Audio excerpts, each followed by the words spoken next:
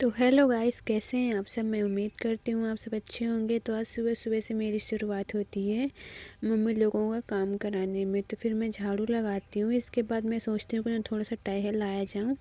तो अपनी क्यूट सी भतीजी को लेकर के मैं जाती हूँ घूमने। तो इसकी चाल तो देखो, ये ऐसे रेंग रही है जैसे कि उस मुझे कोई काम ही नहीं है। फिर मैं जाती हूँ बर्तन धुलने। खाना पीना हमारी भाभी बना ली थी, तो वो बर्तन मांजने की जगह हमारी चेंज हो गई है। ये रही हमारी नई जगह बर्तन धुलने की। और धूप भी काफ़ी हो गई थी, दोपहर की 1 बज चुकी थी। फिर मैं थोड़ा सा यहाँ बैठकर रेस्ट लेती हूँ।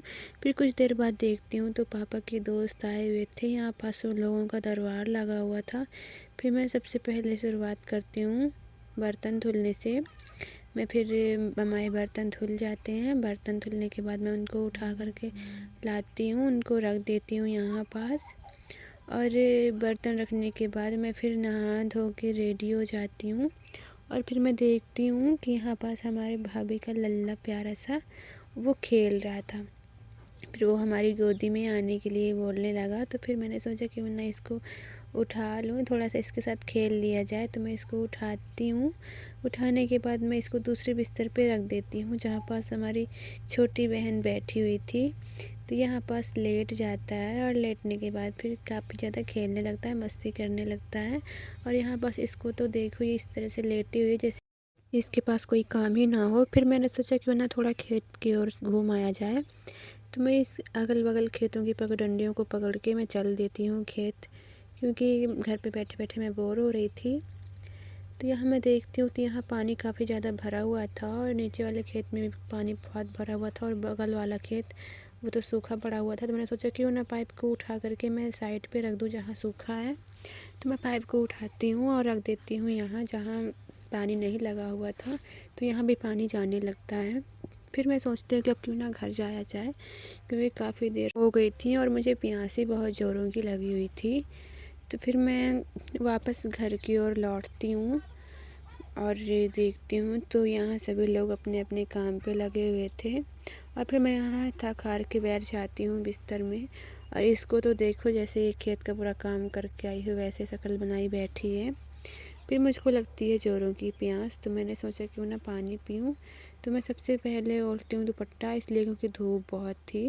और फिर यहाँ पास बैठकर मैं पानी पीने लगती हूँ क्योंकि मुझे बहुत प्यास लगी थी। पानी पीने के बाद मम्मी बुलाती हैं।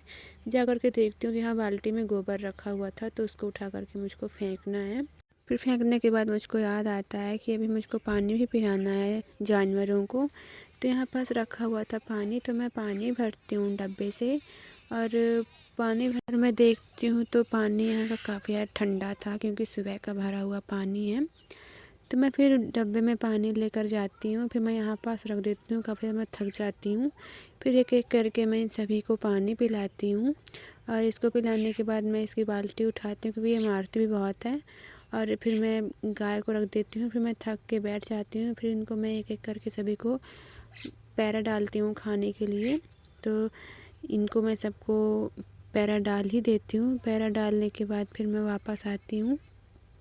तो यहाँ पास मैं बैठती हूँ क्योंकि मैं फिर से मुझे प्यास लगती है। मैं सोचा क्यों ना फिर से पानी पी लूँ, क्योंकि धूप काफ़ी ज़्यादा हो रही है। पानी पीने के बाद मैं फिर रख देती हूँ। फिर मैं उठ कर के जाती हूँ। तो मैंने सोचा क्यों ना कंडे बना लूँ। तो यहाँ पास मैं देखती हूँ तो काफ़ी ज़्यादा भीड़ भाड़ मची हुई थी। यहाँ तो जगह ही नहीं था गोबर सानने के लिए।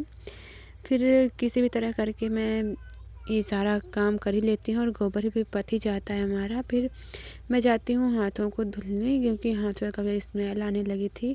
फिर यहाँ पास रखी हुई थी अमरूद। मुझे लगा क्यों ना अमरूद खाऊं। तो आज का ब्लॉग यहीं से ख़त्म होता है। Bye bye.